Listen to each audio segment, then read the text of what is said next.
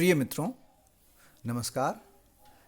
इस व्याख्यान में हम पेपर डिस्कशन 1 के अंतर्गत मोहनलाल सुखाड़िया विश्वविद्यालय उदयपुर द्वारा आयोजित 2020 की बीए तृतीय वर्ष के अर्थशास्त्र प्रथम प्रश्न पत्र की परीक्षा में आए प्रश्न पत्र के बारे में डिस्कस करेंगे, विस्तार से जानेंगे। इससे पूर्व के व्याख्यान में हमने प्रश्न पत्र द्वितीय का डिस्कशन किया था और उसमें पूरी जानकारी दी थी कि प्रश्न पत्र चाहे वो अर्थशास्त्र प्रथम हो, चाहे द्वितीय हो या अन्य किसी सब्जेक्ट का हो, मोहनलाल सुखाड़िया विश्वविद्यालय में बीए के प्रश्न पत्रों को 3 भागों में बांटा गया है, पार्ट ए, पार्ट बी और पार्ट सी। जैसा कि मैंने सिलेबस की व्याख्या करते समय बताया था कि प्रत्येक प्रश्न पत्र 5 यूनिट में डिवाइड है और पूरे सिलेबस 5 यूनिट में जो डिवाइड है, इसमें से सभी में से प्रश्न पूछे जाते हैं और पूरे सिलेबस को कवर करते हुए प्रश्न पत्र बनाया जाता है, चाहे वो पेपर फर्स्ट हो, सेकंड हो, इकोनॉमिक्स के सब्जेक्ट के दोनों पेपर हो या किसी अन्य सब्जेक्ट के पेपर हो, सब पूरे सिलेबस को कवर करते हुए बनाया जाता है। और प्रश्न पत्र जो है वो 3 भागों में डिवाइड है, पार्ट ए, पार्ट बी और पार्ट सी। पार्ट ए में प्रत्येक यूनिट में से 2-2 प्रश्न पूछे जाते हैं और छोटे प्रकार के प्रश्न होते हैं, 50 शब्दों तक उत्तर देने होते हैं इसके, और प्रत्येक प्रश्न 2-2 अंक का होता है। चूँकि पूरा प्रश्न पत्र 100 अंक का होता है, बीए तृतीय वर्ष, प्रथम वर्ष, द्वितीय वर्ष सभी में प्रश्न अर्थशास्त्र के लिए पूर्णांक 100 है।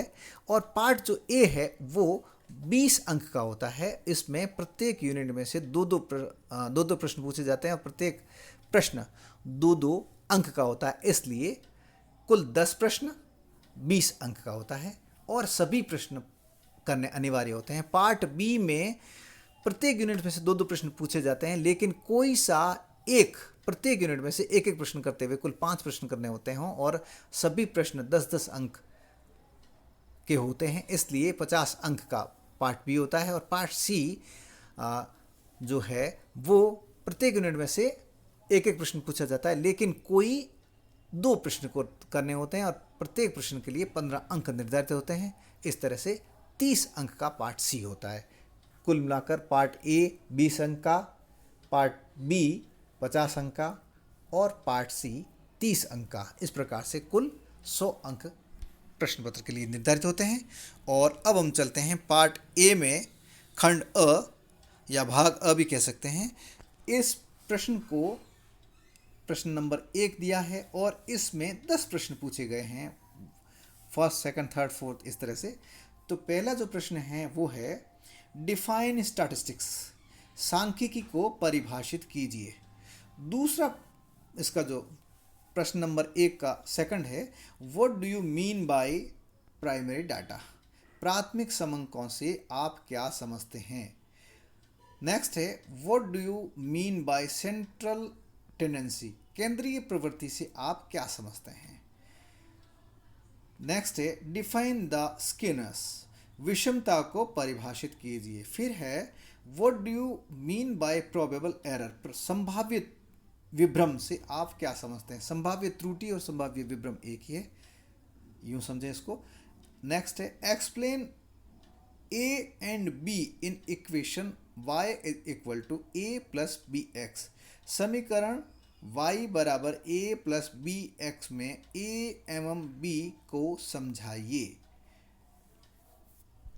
फिर है what is seasonal variation in a time series, एक काल श्रेणी में मौसमी विचरण क्या है। फिर नेक्स्ट है what do you mean by index number, सूचकांक से आप क्या समझते हैं। नेक्स्ट क्वेश्चन है write the name of 3 algebraic methods of interpolation, अंतर्गणन की 3 बीजगणितीय विधियों के नाम लिखिए। नेक्स्ट है write the full form of NSSO and CSO। NSSO एवं CSO का पूर्ण रूप लिखिए। इस हेतु, इस पूरे प्रश्न पत्र हेतु आप मेरे द्वारा बनाए गए लेक्चर को आप सुनिए ढंग से।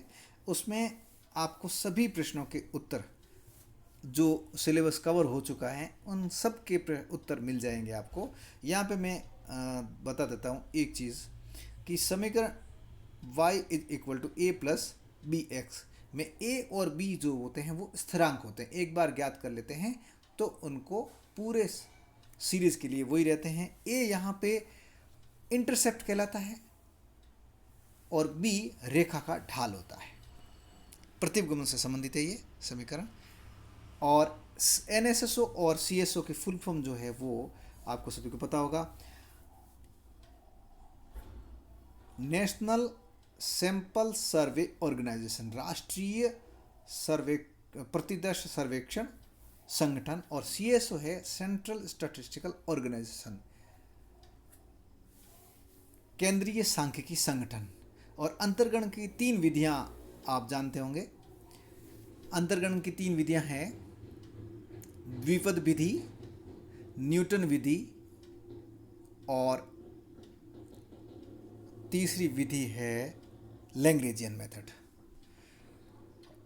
और बाकी दूसरों के प्रश्न, दूसरे प्रश्नों के उत्तर जब आप लेक्चर देखेंगे, ये शॉर्ट में थे इसलिए मैंने बता दिए।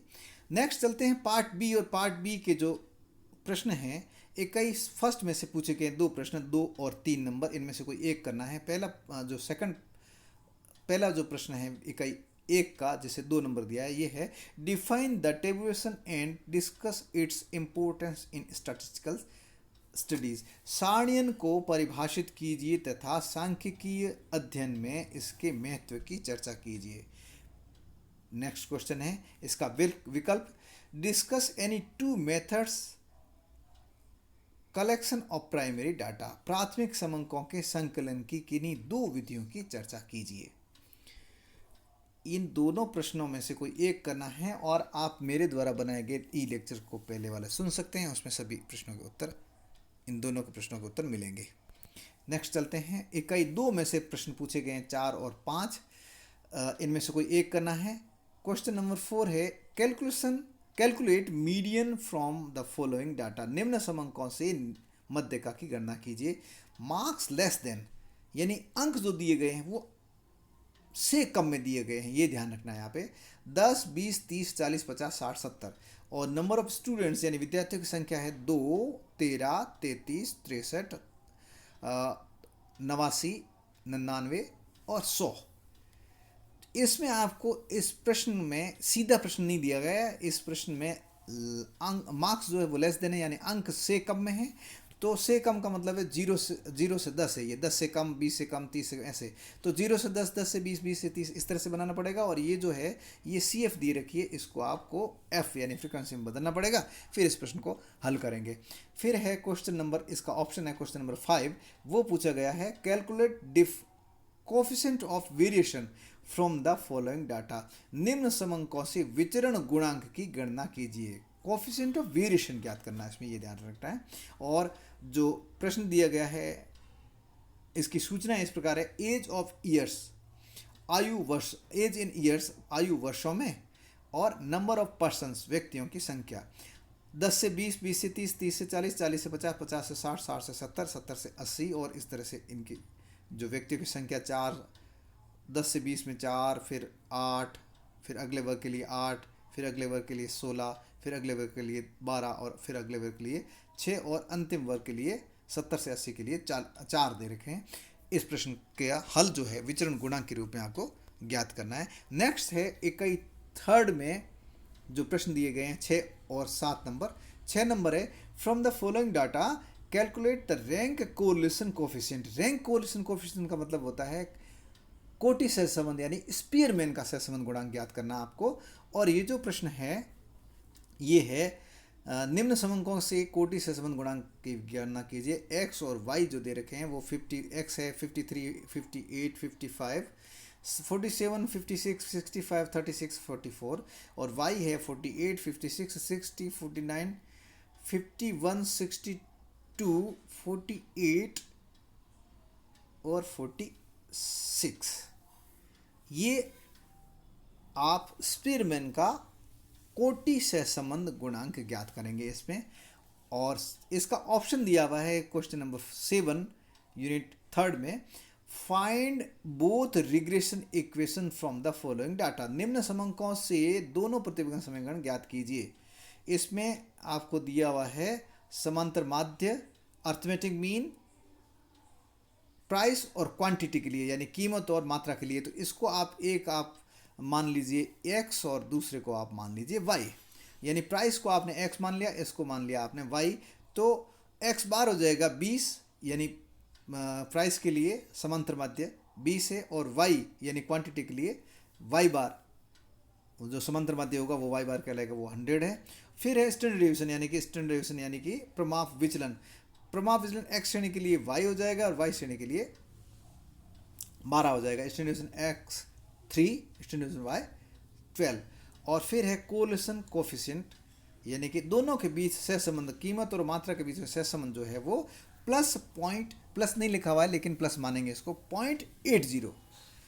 तो इन सूचनाओं को आधार बनाकर आपको दोनों प्रतिगम समीकरण ज्ञात करने हैं। फिर है यूनिट 4 जिसमें 8 और 9 नंबर क्वेश्चन है। 8 नंबर क्वेश्चन है, discuss the methods of constructing index numbers.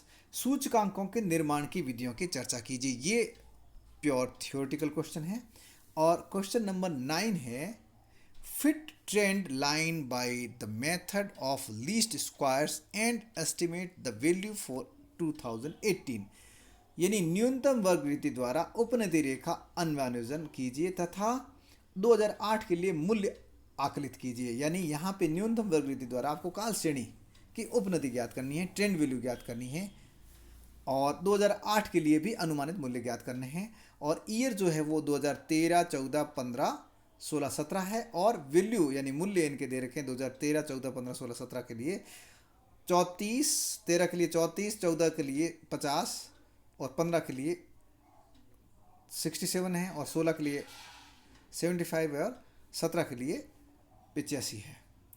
तो इस तरह से आपके इस प्रश्न में उपनदी वर्ग, न्यूनतम वर्ग रीति द्वारा उपनदी रेखा यानी कि ट्रेंड वैल्यू बतानी है, आपको ज्ञात करनी है। न्यूनतम वर्ग रीति द्वारा काल श्रेणी का उपनति मूल्य ज्ञात करना है। और यूनिट 5 है, इसमें 2 प्रश्न पूछे गए, 10वां और 11वां।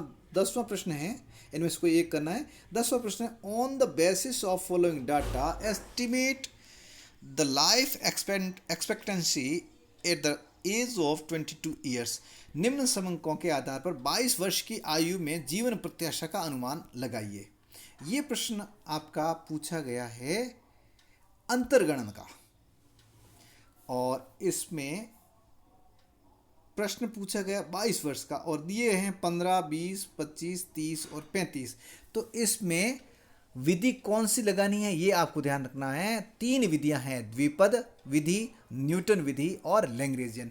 इसमें नहीं लिखा हुआ है तो आपको तय करना पड़ेगा कि कौन सी विधि इसमें लगानी होगी।